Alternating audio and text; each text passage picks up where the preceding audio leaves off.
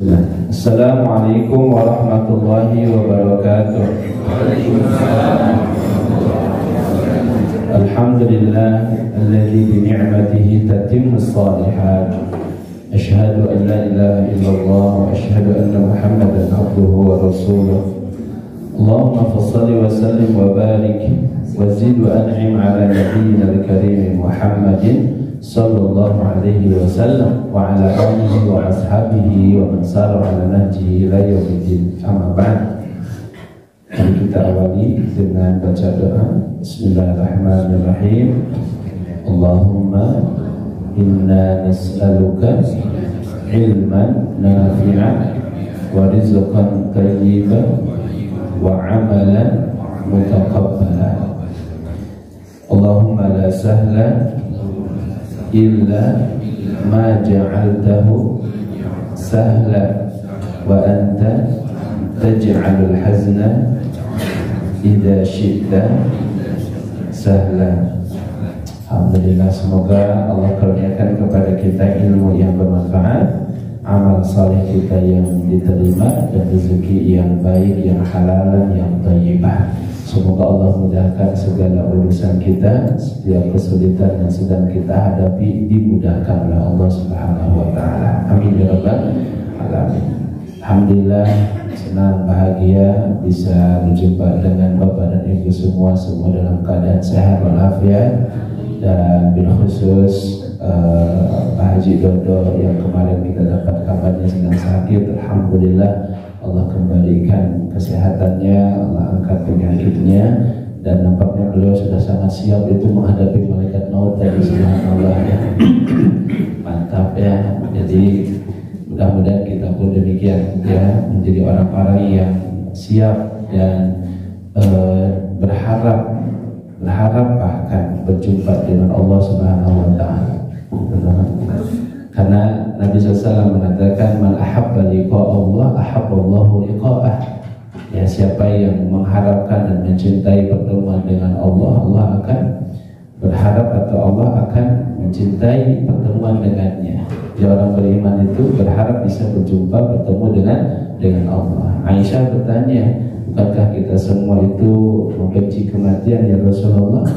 Artinya memang sebenarnya setiap orang itu kalau ditawari mau mati hari ini atau besok, kira-kira jawabannya mana? Mau sekarang apa nanti? Tahun depan. Nyampe tahun depan nanti. Mau sekarang atau tahun depan? Tahun depan lagi gitu ya. Padahal usia sudah cukup ya. Tetapi begitulah, setiap orang memang karihal maut, tidak suka dengan kematian. Tapi kata Nabi, yang dimaksud adalah orang mukmin itu dia ingin segera berjumpa dengan Allah dan ingin meninggalkan dunia yang fana ini, yang melelahkan ini, segera mendapatkan apa yang dijanjikan oleh Allah Subhanahu wa taala berupa surga, berupa jannah yang menghilangkan segala kepenatan hidup. Karena bagi kita nanti orang beriman hadirin, saat satu celupan saja yang kita rasakan dari nikmatnya surga sudah bisa menghilangkan semua memori kepenatan hidup kita di dunia, semua memori kesusahan, kesulitan, kecapean di dunia. Di dalam hadis Nabi SAW sampai tersenyum ketika melihat, di dalam hadis tersebut diperlihatkan oleh Allah Subhanahu wa taala seorang hamba dipanggil oleh Allah, padahal dia adalah orang yang paling susah hidupnya di dunia. Dia orang beriman, dia orang yang rajin ibadah, ahli tauhid, menjaga iman Islamnya sampai akhir hayatnya, tapi dia diuji dengan ujian masyaqqah, ujian dharra, ba'sa, zulzilu, ujian fisik, ujian ekonomi, ujian perasaan, ujian emosi, banyak sekali ujian yang melanda hidupnya. Pokoknya orang lihat dari secara zahirnya susah aja pokoknya. Ya, orang melihat hidupnya berat sekali. Tetapi kemudian dia wafat dalam keadaan husnul khatimah. Lalu ketika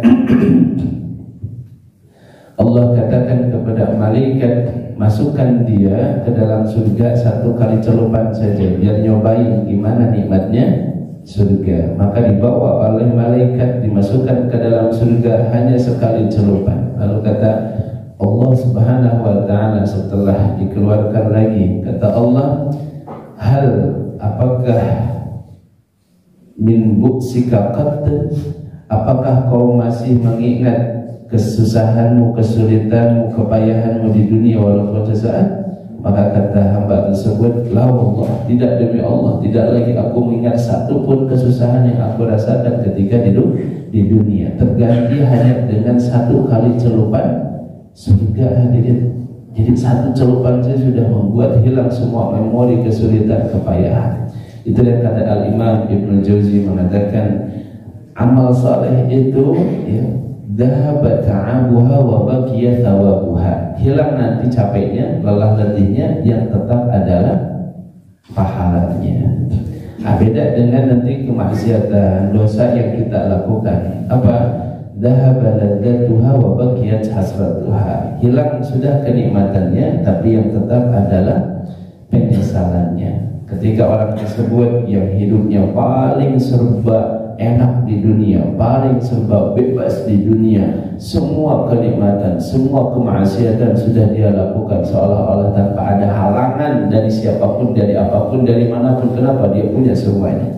Lalu kemudian diberitakan Allah celupkan ke dalam neraka. Ya, satu celupan saja biar nyobain rasanya neraka. Nah, dari sini nanti kita jangan pernah mau coba-coba dicelup-celup ke dalam neraka. Kenapa? Karena ketika satu kali saja celupan oleh malaikat lalu dikeluarkan, lalu dikatakan, apakah kau masih mengingat nikmatmu ketika di dunia?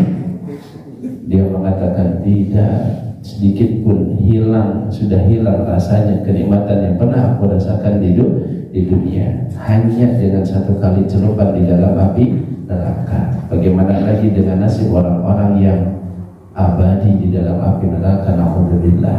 Dan betapa beruntungnya kita apabila kita meninggalkan dunia ini dalam keadaan ridho kepada Allah, Allah ridho kepada kita, radiyatan mardiyah, Allah ridho sebagaimana kita juga ridho. Maka itu adalah kenikmatan yang paling besar.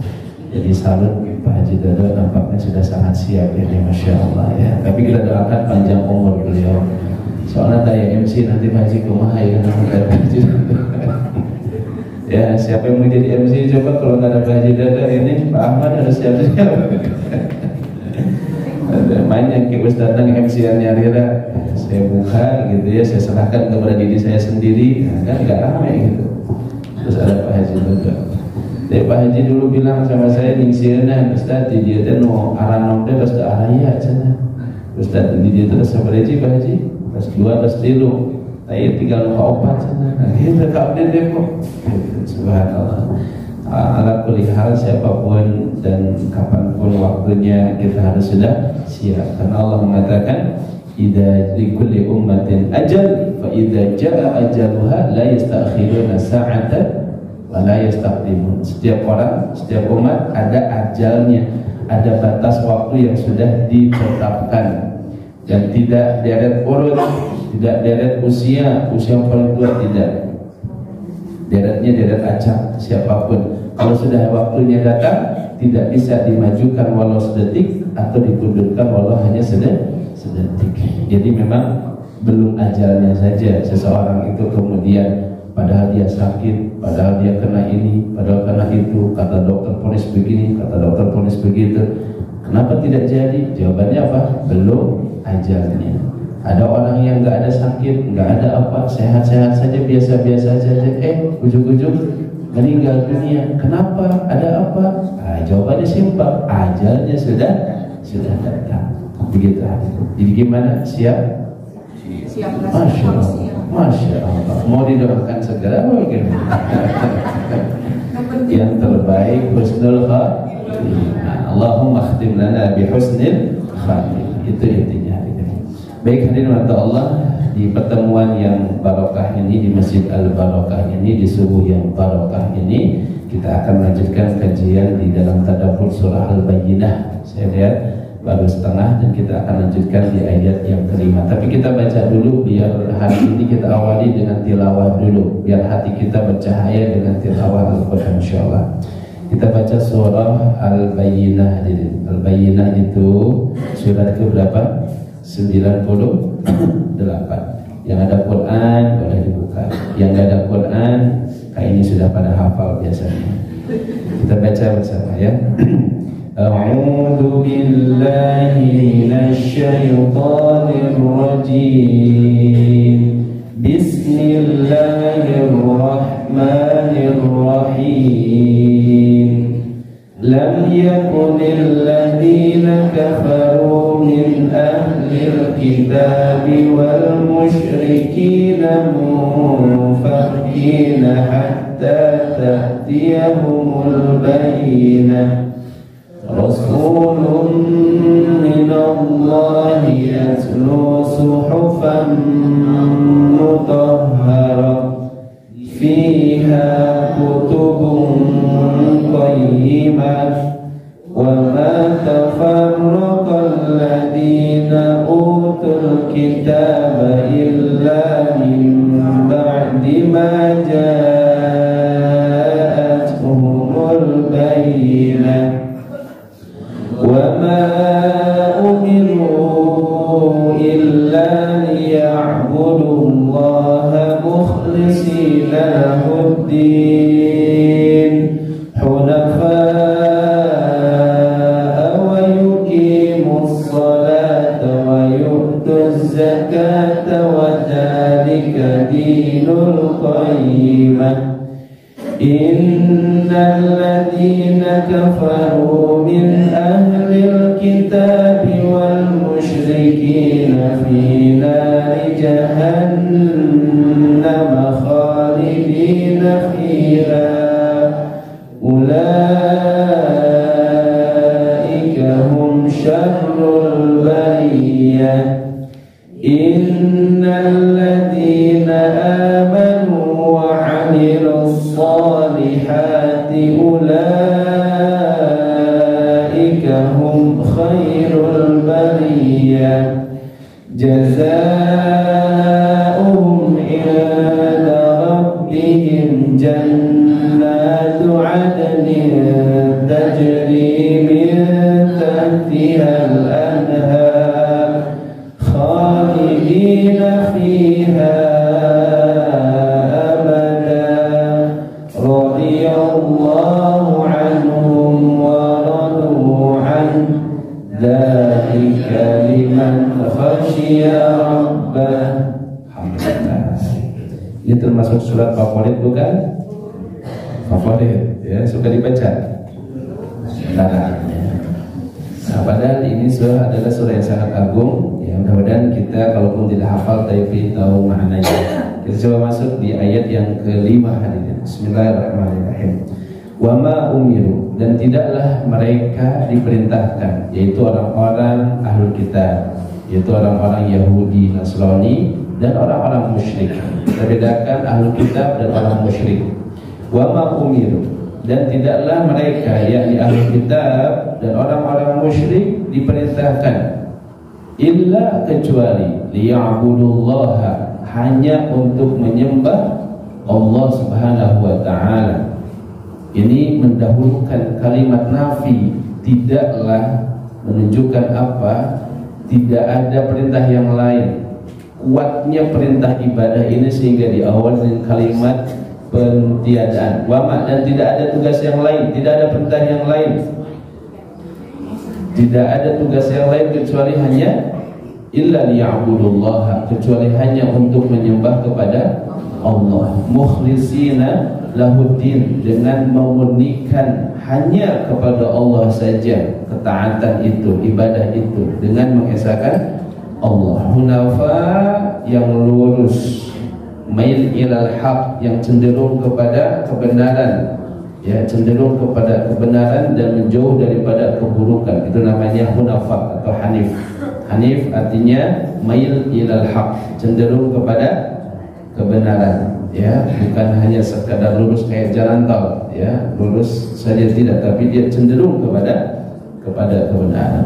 wa yuqimus sholata, dan menegakkan salat. Ternyata salat itu adalah ibadahnya seluruh para nabi. Wa yu'tuz zakah, demikian juga menunaikan zakat. Wa dzalika dinul qayyimah, dan itulah agama yang lurus. Baik, hadirin mata Allah, kita bahas coba poin demi poin. Disebutkan di dalam ayat ini tadi kata hunafa. Hunafa diambil dari kata apa? Hanif. Hanif itu dalam bahasa Arab artinya mail, condong. Condong kepada apa? Mail ila tauhid, ya, condong kepada tauhid. Wal bu'du 'anil syirki, dan menjauh daripada kesyirikan. Ini disebut dengan hanif. Maka Ahlul Kitab dan orang-orang musyrik ini disebutkan di dalam ayat ini tidak ada tugas mereka dan perintah mereka kecuali sama sebagaimana kaum-kaum terdahulu yang telah mendapatkan perintah.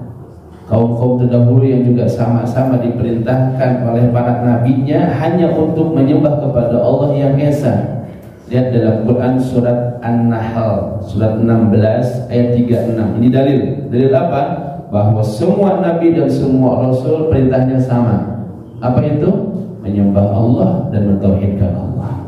Semua nabi dan rasul. Apa kata Allah? Walaqad ba'atsna fi kulli ummatin rasula. Sungguh telah kami utus setiap umat seorang rasul. Apa tugas rasul itu? An ya'budullaha wajtanibut taghut, yaitu adalah hanya menyembah kepada Allah dan menjauhi taghut.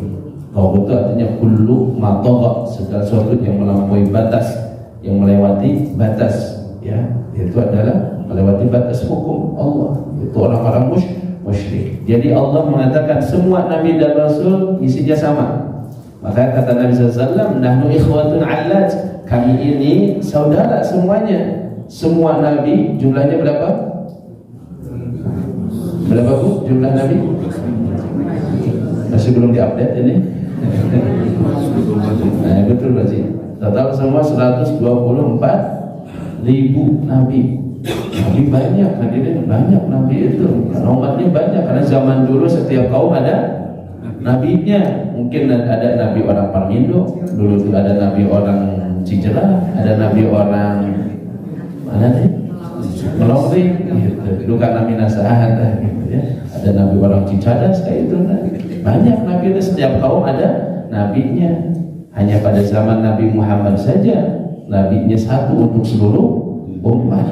Wa ma arsalnaka illa rahmatan lil alamin, untuk seluruh alam. Pokoknya dari barat sampai ke timurnya, dari utara sampai ke selatannya. Bahkan bukan hanya untuk alam manusia, termasuk alam jin, beriman kepada Rasul sallallahu alaihi wasallam. Nah, adapun sebelumnya setiap kaum ada nabinya. Makanya kenapa di zaman Nabi Ibrahim ada Nabi Lut, ya. Nabi Lut beda tempat, Nabi Ibrahim beda tempat. Masing-masing punya tempatnya. Nah, semua nabi walaupun beda tempat, beda waktu, beda zaman, sama ajarannya apa? Tauhid. Agamanya apa? Islam, hadirin. Agamanya Nabi Musa apa? Apa yang jawab cuma 2 orang? Agamanya Nabi Musa apa? Islam, bukan Yahudi. Agamanya Nabi Isa? Islam. Semua nabi agamanya Islam. Apa kata Allah? Dalilnya apa? Dari surah Al-Hajj ayat yang terakhir, Allah berfirman, huwa, dialah Allah, samakum, menamai kalian semua al-muslimun. Jadi nama semua orang itu dari zaman Adam sampai zaman Nabi Muhammad sampai zaman Nabi terakhir yang beriman kepada Allah, mengesahkan Allah, mentauhidkan Allah, disebut orang Muslim, orang Islam, namanya Muslim. Huwa, dialah yang menamai kalian sama kumul muslimin, Nabi qablu, dari sejak zaman dulu, wa fi hada, dan juga di dalam Al-Quran ini kalian juga disebut sebagai orang Muslim. Maka Nabi Ibrahim mengatakan wa ana awalul muslimin. Nabi Yusuf mengatakan wa ana minal muslimin, kami adalah termasuk orang-orang muslim. Nah, ini adalah kesamaan. Dia kata Nabi, aku ini saudara dengan semua nabi yang lainnya, ya. Bapak satu, banyak ibu, satu bapak, beda ibu, tapi sama, ya. Makanya ketika kemudian bertemu dengan Adas di Taif, maka kemudian ditanya, dari mana kau? Nah, oh di sana ada saudaraku. Siapa? Yunus bin Matta. Oh kaget ya, bahwa ternyata orang yang asing ini kenal dengan Yunus bin Matta, dan Yunus bin Matta adalah seorang nabi juga. Nah, jadi nyambung, setiap nabi itu bersaudara. Nah, maka sama mereka juga Allah menyebutkan di dalam Al-Quran banyak dalilnya. Tadi An-Nahl ayat 36, dalil yang menyatakan bahwa setiap nabi dan rasul diutus hanya untuk satu, menyembah dan mengesahkan Allah Subhanahu wa taala. Lihat dalam surat yang lain, Al-A'raf ayat 65, yaitu tentang siapa? Tentang kaum Hud, kaum Ad. Wa ila Adin akhahum Hud, kepada kaum Ad kami utus siapa? Nabi Hud alaihissalam. Tugasnya apa? Dia berkata, qala ya qaumi ibudullaha ma lakum min ilahin ghairuh. Hei kaumku, sembahlah hanya Allah saja. Kenapa kalian menyembah selain daripada Allah? Berarti kan sama, mengesahkan Allah. Kemudian juga kaum Thamud. Siapa kaum Thamud nabinya? Nabi siapa Pak? Ayo, 12 ada 12 nggak di sini? Nabi Salih. Wa ila Thamud akhahum Salihah, kepada kaum Samud diutuslah Nabi Salih. Sama Nabi Salih juga mengatakan, qala ya qaumi ibudullaha ma lakum min ilahin ghairuh. Wahai kaumku, sembahlah Allah saja. Kenapa akan menyembah kepada selain Allah? Demikian juga Nabi Musa alaihissalam ketika melihat ada kaumnya menyembah patung atau menyembah anak patung anak sapi. Begitu ayatnya. Wanzur ila, dalam surat Thaha 97, surat Thaha ayat 97 Allah mengatakan perkataan Musa, wanzur ila ilahikal ladzi dhallat 'alaihi 'akifah, dan lihatlah Tuhanmu itu yang kamu tetap menyembahnya. Lanuharriqannahu tsumma lanasifannahu fil yaumi nasfa, kami akan membakarnya dan kami sungguh-sungguh akan menghamburkannya ke dalam laut. Jadi abu dilempar ke mana? Laut. Ini Tuhan yang kalian sembah nih.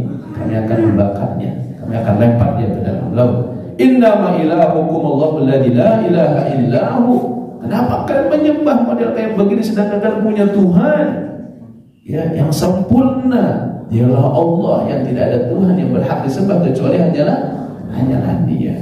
Nah, ini hari kata Allah. Nanti kita akan betapa buruknya orang-orang yang mempersekutukan Allah sampai Allah menyebut mereka sebagai makhluk yang terburuk. Kenapa? Kita akan lihat di dalam ayatnya. Dalam ayat yang lain juga tentang Nabi Isa alaihissalam. Ya, Nabi Isa, surah Al-Maidah ayat 117. Ini dalil begini penting supaya mudah hari ini di zaman syubhat itu menghampiri kita dari semua arah. Orang begitu mudah untuk menghilangkan akidah-akidah umat ini, ya, menggerogoti akidah umat sehingga kemudian kesannya bahwa agama ini hanya urusan adab dan akhlak, tidak ada urusan dengan tauhid, sehingga akhirnya dikatakan seluruh agama pada hakikatnya sama. Kenapa? Karena mengajarkan adab yang baik, akhlak yang baik, seperti yang banyak digemboskan oleh orang-orang liberal, orang-orang jaringan liberal yang mengatakan bahwa semua agama sama. Nabi Isa alaihissalam, lihat Al-Maidah ayat 117. Nabi Isa mengatakan, "Ma qultu lahum illa ma amartani bih." Wahai Allah, aku tidaklah mengatakan kepada mereka kecuali apa yang kau perintahkan kepada aku. Kan Allah nanya, Isa, apakah kamu yang nyuruh mereka menjadikanmu sebagai Tuhan? Apakah engkau yang suruh mereka untuk menyembahmu? Kata Isa, ma qultu lahum illa ma amartani bih. Tidaklah aku menyampaikan kepada mereka kecuali apa yang kau perintahkan aku untuk menyampaikannya, yaitu apa? Ani'budullaha rabbi wa rabbakum, yaitu hanya menyembah Allah Tuhanku dan Tuhan kalian. Lalu kata Isa, wa kuntu alaihim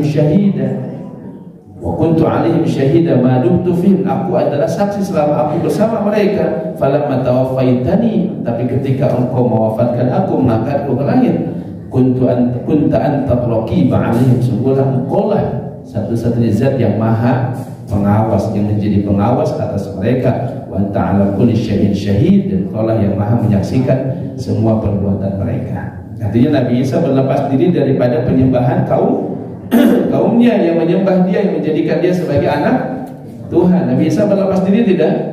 Berlepas diri, tidak mungkin Nabi Isa merasa ridho dengan apa yang dilakukan oleh kaumnya ketika menjadikannya sebagai Tuhan. Maka hadirin, semua nabi dari Adam sampai Nabi Muhammad SAW, dinuhum wahid, agamanya satu, agama tauhid, agama Islam. Tidak boleh ragu menyebut itu. Kenapa? Allah yang bilang tadi, Allah yang menyebut kalian itu sebagai orang-orang Muslim. Jadi Musa Muslim, Daud Muslim, Isa Muslim, Ibrahim Muslim. Apalagi Nabi Ibrahim yang suka diklaim sebagai bapaknya orang Yahudi, klaim sebagai bapaknya orang Nasrani. Allah mengatakan, makana Ibrahimu Yahudiyan wala Nasraniyan. Bukanlah Nabi Ibrahim itu seorang Yahudi, apalagi seorang Nasrani.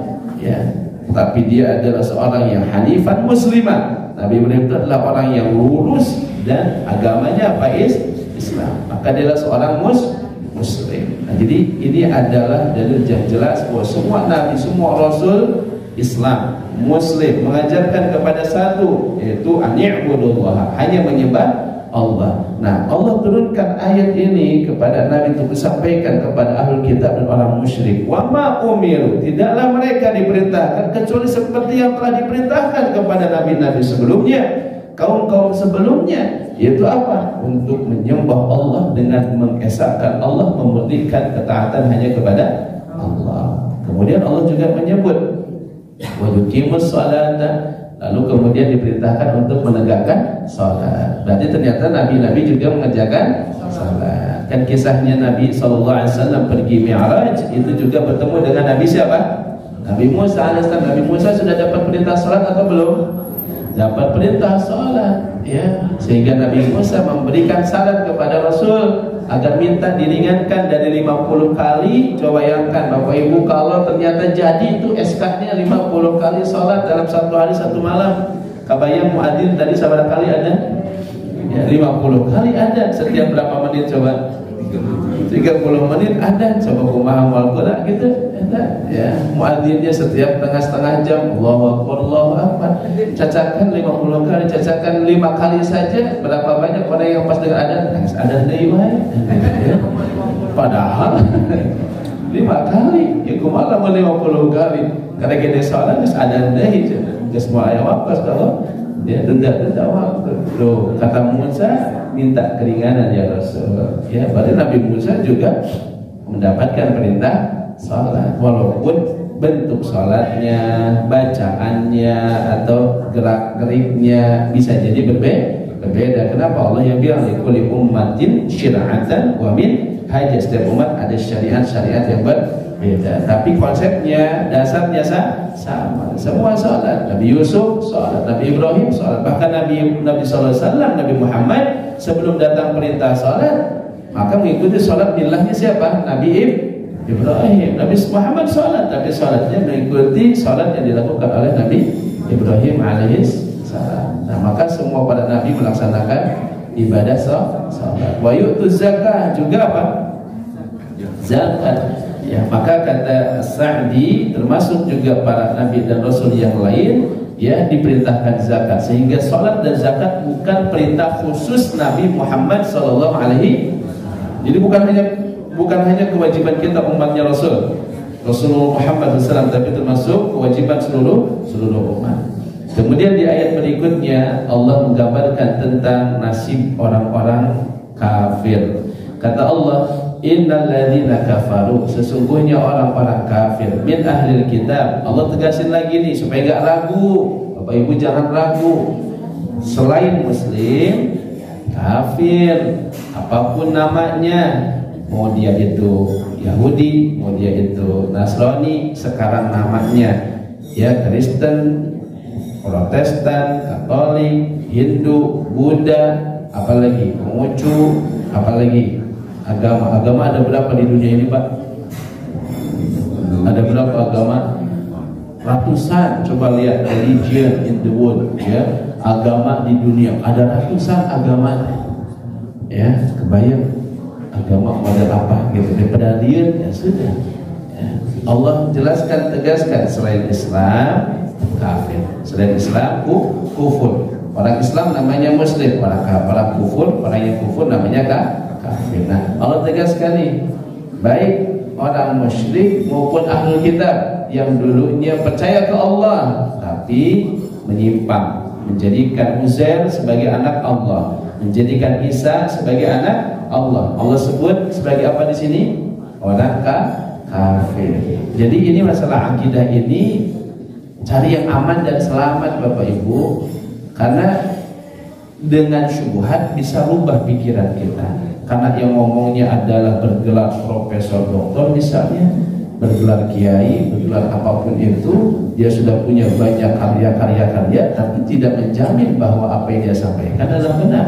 Maka timbangan kebenaran itu, apa kata Imam Malik, kullun yu'khad wa yurad, semua perkataan bisa diterima bisa ditolak kecuali sahibu hadzal khabar, kecuali yang datang daripada si pemilik kuburan ini sambil menunjukkan ke kuburannya Rasul yang ada di Madinah. Nah, maka ini ayat jelas tidak, tegas enggak? Apa kata Allah? Innalladzina kafaru, sesungguhnya orang-orang kafir, min ahlil kitab, dari golongan ahli kitab, wal musyrikin, dan orang-orang musyrik. Apa masih samar ayat ini? Jelas atau samar? Jelas dong, bahwa Allah mengatakan orang kafir itu ada dari golongan ahlul kitab, gitu, Yahudi, Nasrani, dan ada orang dari golongan musyrikin. Lalu di mana tempat mereka? Apakah karena kebaikan mereka sehingga mereka bisa setengah surga setengah neraka gitu? Ya, atau bisa ada tempat di antara dua tempat? Tidak ada. Ya. Apa kata Allah jelas? Finari jahannam khalidina fiha, mereka akan berada di dalam neraka jahannam khalidina fiha, artinya kekal di dalamnya, dan mereka itu ulaika hum syarrul bariyah. Nah, ini yang mengerikan hadirin. Inilah hakikat betapa pentingnya keimanan. Tidak cukup kebaikan sosial, tidak cukup kita ini dikenal orang baik secara sosial, walaupun kita dikenal murah senyum, ya, indah ucapan dan perkataannya, suka berbagi, suka memberi, kemudian dermawan, baik kepada saudara, kepada tetangga, ya, bahkan bangun ini bangun itu, bahkan mungkin kita ikut bangun masjid, bangun pesantren, bangun asrama para penghafal Quran dan seterusnya, tapi dia bukan orang mukmin, tidak ada iman dalam hatinya, hilang nilai dari semua itu di sisi Allah Subhanahu wa Ta'ala. Ini menunjukkan apa? Betapa mahalnya harga iman, betapa mahal harga keimanan ini, dan betapa mulianya orang-orang yang beriman. Makanya kalau kita sudah jadi orang beriman, jangan pernah merasa rendah diri, apalagi merasa hina. Apa kata Allah? Wala tahinu wala tahzanu wa antumul a'launa in kuntum mu'minin. Jangan pernah merasa hina, jangan pernah bersedih, dan sungguh kalian adalah orang-orang yang mulia in kuntum mu'minin, kalau kalian masih punya iman. Jadi ini barang paling berharga, lebih berharga dari segala yang kita punya. Jangan pernah bilang saya sudah gak punya apa-apa. Selama kita punya iman, itulah harga barang yang paling mahal. Wala tahinu, kata Allah, jangan pernah merasa hina, jangan pernah merasa rendah diri ketika kita punya iman.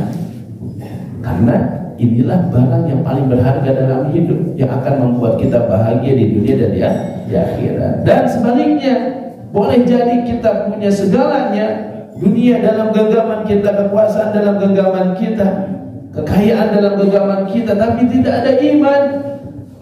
Mohon maaf, Allah yang bilang ulaika hum syarrul bariyah, mereka adalah seburuk-buruk makhluk. Syarru artinya apa? Yang terburuk. Syarru artinya apa? Yang terburuk. Bariyah dari kata bara'ah, yang menciptakan, bariyah yang diciptakan, berarti makhluk. Atau di asal kata bara yang artinya tanah, yang diciptakan dari tanah, bariyah itu. Syarrul bariyah berarti apa? Makhluk yang terburuk. Hati-hati kasih nama anak, kakaknya siapa? Khairul bariyah, adiknya syarrul bariyah. Aduh, Hati-hati ya, jangan asal enakan, asal bagus nih Al-Quran nih, dari Al-Quran nih, pakai buat nama gitu. Siapa? Yang kemarin khairul bariyah, ini yang baru syarrul bariyah, makin bahaya ya. Jadi jangan asal bagus menurut kita. Lihat dulu artinya. Syarru artinya apa? Yang terburuk. Al-bariyah artinya apa? Yang apa? Makhluk. Kenapa hadirin? Kenapa Allah jadikan mereka sebagai manusia yang paling buruk? Ya syarrul bariyah. Karena mereka mengganti nikmat yang telah Allah berikan kepada mereka, yang telah Allah karuniakan kepada mereka, kepada Bani Israel, kepada kemudian ahli kitab, kepada orang-orang musyrik. Allah kasih banyak nikmat. Lihat kaum Ad, kaum Samud, nikmatnya banyak, tapi diganti dari menyembah Allah kepada menyembah makhluk yang tak bisa bahkan menjaga dirinya sendiri. Ketika orang-orang musyrik sendiri sudah ketawa kadang ketika lihat ada burung kemudian buang kotoran di atas patung itu. Kadang aku heran dengan Tuhanku sendiri, bahkan dia tidak bisa membersihkan kotoran dari pundaknya. Bagaimana aku bisa menyembah Tuhan yang tidak bisa menjaga dirinya sendiri? Itu orang kafir mesti ketika muncul kesadarannya begitu. Tapi karena kejahiliahan akhirnya ke bawah arus lagi. Nah, coba bayangkan Allah Rabbul Izzah, pemilik alam semesta, pencipta langit dan bumi, lalu mau dibandingkan, disejajarkan dengan makhluk. Masih mending manusia daripada binatang, daripada tumbuhan, daripada patung. Masih mending manusia. Ini menyembah bukan lagi manusia, menyembah patung yang tidak ada nilainya, tidak ada kemampuan apa-apa, tidak bisa bahkan untuk memindahkan dirinya sendiri. Maka hadirin Allah, Allah menyebut ini kezaliman paling besar. Orang musyrik itu orang paling zalim. Kenapa? Coba kita nyamain orang tua dengan anak kecil, itu aja udah nggak tepat. Ya, kepala sekolah sama muridnya sudah tidak tepat. Presiden dengan anaknya, dengan warganya, ini enggak balance, tidak.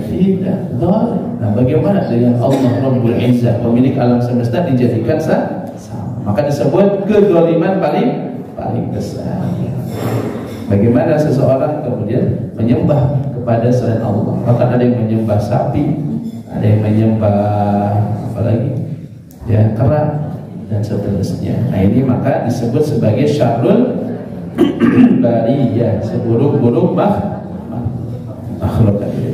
Dalam Quran yang lain, surah Al-Anfal ayat 55, Allah kasih penjelasan lagi. Inna syarrad dawab, bahkan Allah menyebutnya sesungguhnya dawab itu kata dabah, artinya binatang, seburuk-buruk binatang. Alhamdulillah. Bahkan Allah ingin mengatakan bahkan binatang masih lebih bagus daripada mereka, karena binatang tidak punya akal. Ya, Allah tidak kasih akal, manusia dikasih akal supaya bisa memahami apakah pantas menjadikan binatang itu sebagai sesembahan, patung itu sebagai sembahan. Ya, sedangkan binatang saja tidak ada yang melakukan itu. Maka ketika manusia berperilaku buruk, dia kata Allah lebih buruk daripada binatang. Nah, hadirin, ini cukup buat kita membangun, menanamkan rasa untuk tidak mengidolakan orang kafir. Ya, kita kan tidak sedikit yang mengidolakan orang kafir. Kenapa? Karena sebaik-baik apapun dalam pandangan kita, Allah yang mengatakan mereka adalah syarrul bariyah. Terlepas dari sebenarnya itu keawaman kita, seolah-olah tidak ada orang muslim yang lebih baik sehingga kita menjadikan orang kafir sebagai idola. Sampai saat ini dunia pendidikan kita misalnya hanya dicekoki dengan para penemu-penemu, ilmuwan, ahli-ahli dari orang-orang kafir, orang-orang barat. Lalu tidak tahu, bahkan mungkin menganggap tidak ada ilmuwan muslim, sehingga yang mereka idolakan siapa? Orang kafir. Padahal kalau kita buka, masya Allah, ya, akan kita dapat seabad ilmuwan Islam. Nah, begitu akhirnya. Maka kemudian Allah menyebut mereka sebagai syarrad dawab, seburuk-buruk binatang, lebih buruk daripada binatang. Itu orang-orang yang fahum la yu'minun, mereka tidak beriman. Dalam Quran surah Al-A'raf ayat 179 kita pernah sering dengar bagaimana Allah mengatakan, sungguh kami akan sediakan neraka jahanam bagi siapa? Bagi jin dan manusia yang punya hati tapi tidak digunakan, punya mata tidak dipakai, punya telinga juga tidak dipakai. Maka mereka, kata Allah, kal an'am, semua itu seperti binatang, balhum ada, bahkan mereka lebih buruk. Ini kalau ada pembahasan khusus, maka kita akan dapati orang-orang kafir itu berperilaku seperti binatang. Ada yang berperilaku seperti kerakusannya, ya, dari ketamakannya. Ada berperilaku seperti babi. Kenapa? Ketika tidak ada rasa cemburu dalam hatinya, ketika berbagi naudzubillah kesyahwatan antara dia dengan siapapun tanpa ada rasa malu dan seterusnya. Ada perilaku seperti anjing dan seterusnya. Dalam Al-Quran ya disebutkan jenis-jenis model binatang. Ada yang seperti seekor himar. Apa himar? Kedelai ya? Keledai ya? Nah, ada yang disebutkan seperti itu. Nah, itu contoh-contoh dalam Al-Quran. Jadi kelihatan tuh perilakunya akan mengarah ke sana. Ya, beda misalnya orang mukmin kayak unta. Nah, unta minim ada kesamaan, tapi hewan yang bagus ya diambil yang baiknya.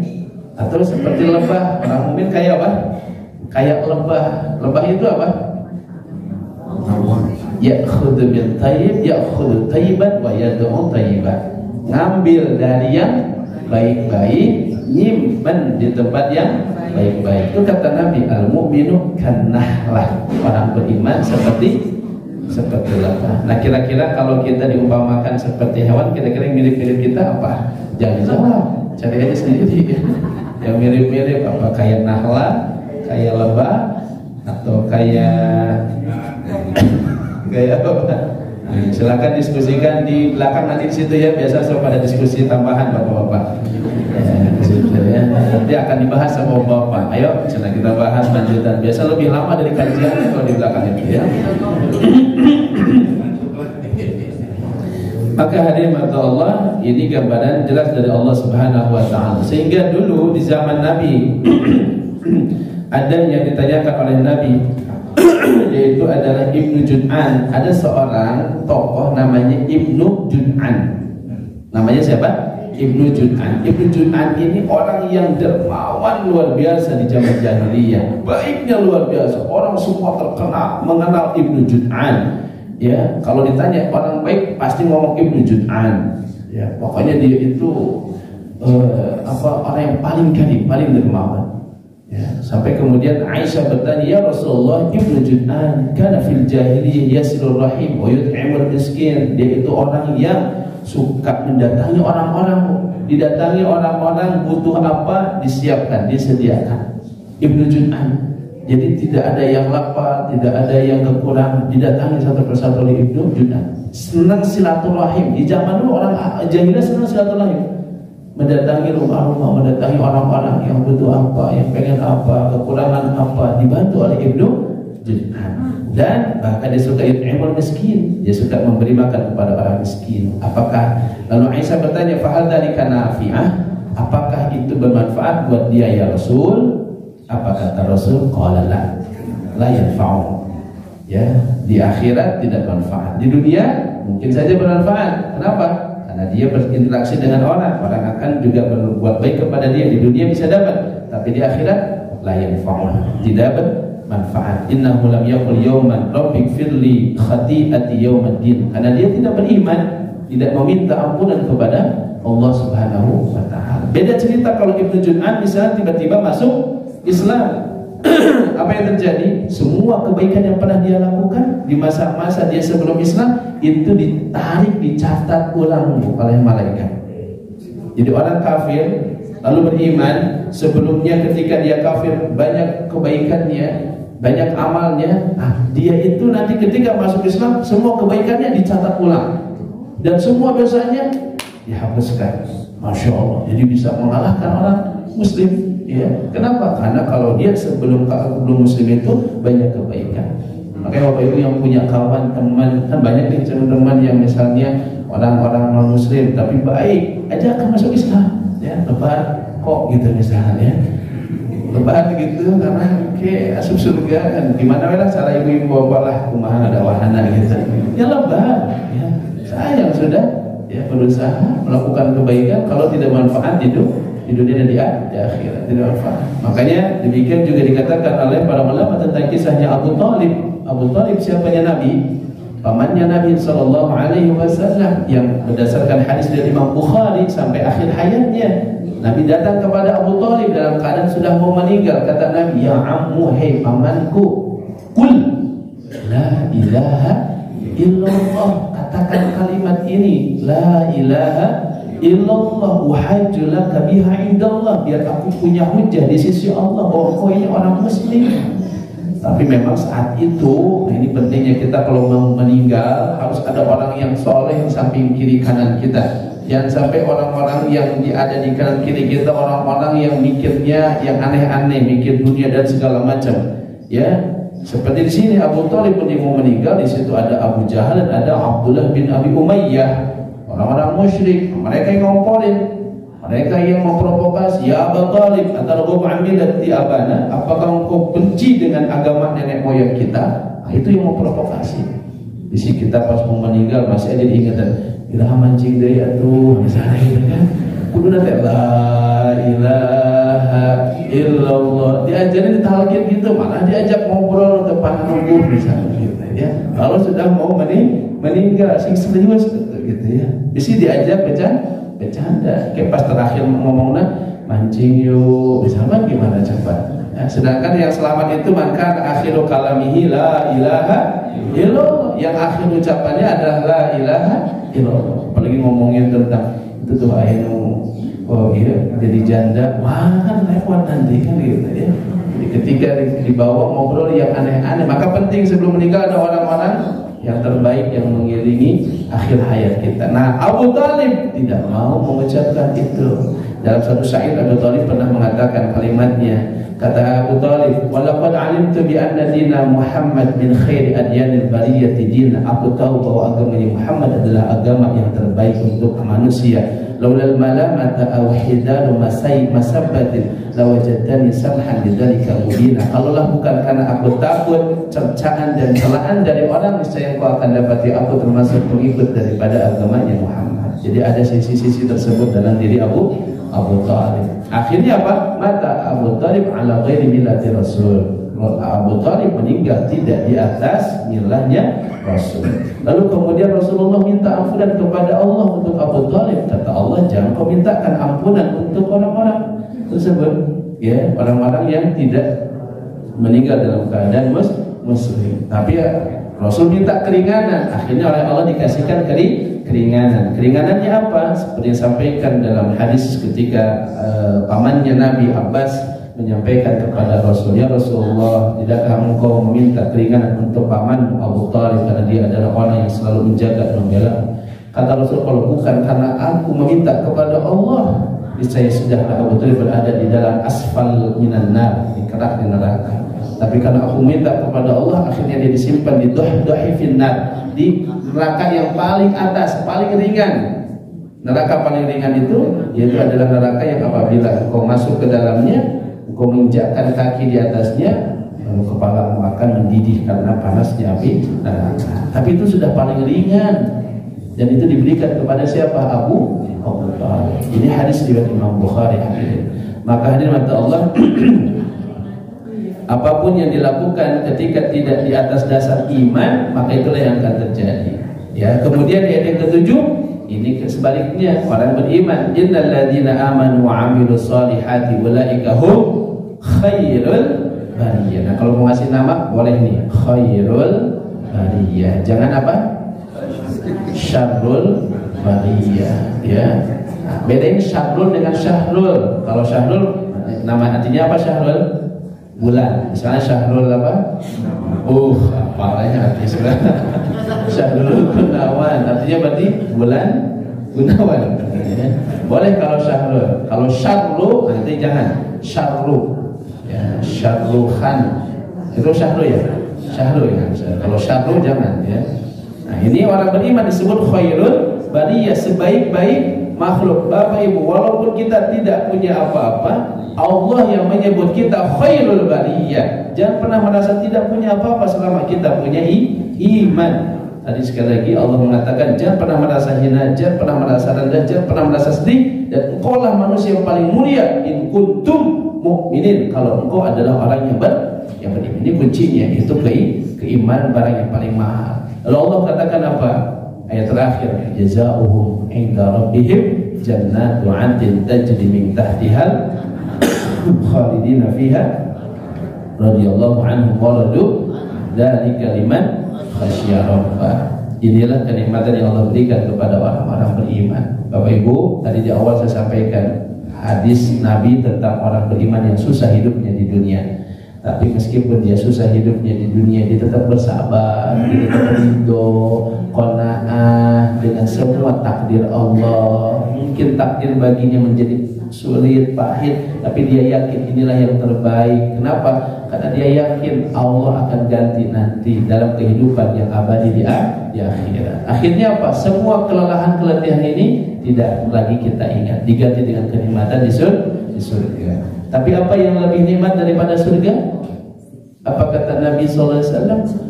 Ya, apa yang lebih nikmat daripada surga? Apa hadirin? Bahwa apa yang paling nikmat di surga apa?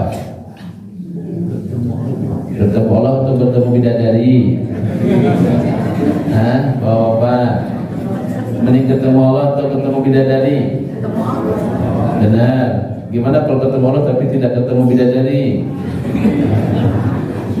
Bingung ya, subhanallah. Ya makanya Allah siapkan Pak bidadarinya unlimited, unlimited ya, setiap hari ya sudah disiapkan oleh Allah Subhanahu wa Ta'ala. Jangan khawatir. Makanya insya Allah bersabar sebentar lagi Pak, sebentar. Mantap. Pastikan husnul khotimah. Sebentar lagi.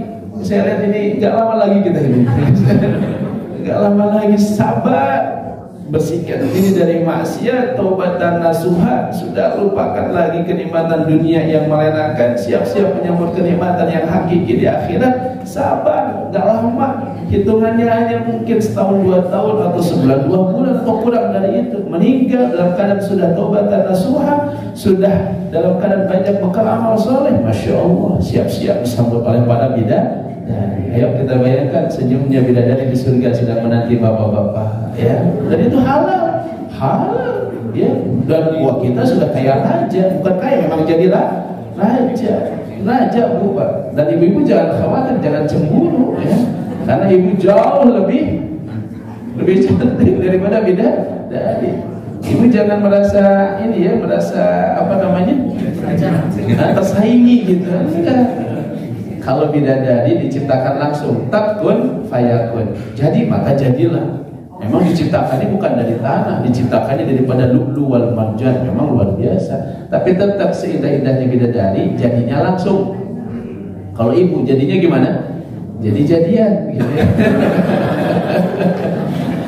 Kalau ibu prosesnya dari kesolihan, dari perjuangan. Nah ini yang membuat ibu menjadi jauh lebih berharga, lebih cantik, lebih istimewa daripada siapa? Bidadari. Pokoknya jadi ratunya bidadari. Enggak ada cemburu-cemburuan nanti di surga. Nah Allah siapkan Bapak Ibu, bagi kita Allah siapkan nih jazaohum, balasan buat mereka jannatin, adalah surga-surga yang mengalir di bawahnya sungai-sungai. Dan yang lebih dari itu tadi betul, liqa'a wajhillah. Lebih daripada surga adalah bertemu dengan Allah, ya, dapat ridhonya Allah. Kata Allah, hal raditum, Allah bertanya kepada ahli surga, apakah kalian sudah senang? Radina ya Allah. Kaifalana wa qad a'tayna ma lam tu'ti ahadan min khalqika. Bagaimana kami tidak senang dan tidak ridho ya Allah, sedangkan Kau telah berikan kepada kami kenikmatan tidak Kau berikan kepada yang lain. Lalu kata Allah, mau tidak aku berikan yang lebih dari itu? Wa ma fawqa dzalika ya Rabb. Apa yang di atas itu wahai Allah? Allah katakan, aku halalkan ridhoku atas kalian dan aku tidak akan pernah murka kepada kalian. Subhanallah. Itulah nikmat yang paling besar yang mudah-mudahan kita dapatkan hadirin. Makanya di antara doa Nabi apa? Allahumma inna nas'aluka ridhoka wal jannah wa na'udzubika min sakhatika coba ulangi, Allahumma inna nas'aluka ridhoka wal jannah wa na'udzubika min sakhatika. Siap diamalkan? Insyaallah ya. Minta apa sama Allah? Ridhonya Allah dan surga, dan berlindung dari apa? Murkanya Allah dan siksa api. Alhamdulillah, selesai sudah surah Al-Bayyinah. Silakan bisa dites masing-masing. Mudah-mudahan Allah berikan kefahaman dan kemampuan untuk mengamalkannya. Amin ya rabbal alamin. Barakallahu fikum. Ini saja yang bisa kami sampaikan. Aku qouli hadza astaghfirullah li wa lakum. Wassalamualaikum warahmatullahi wabarakatuh.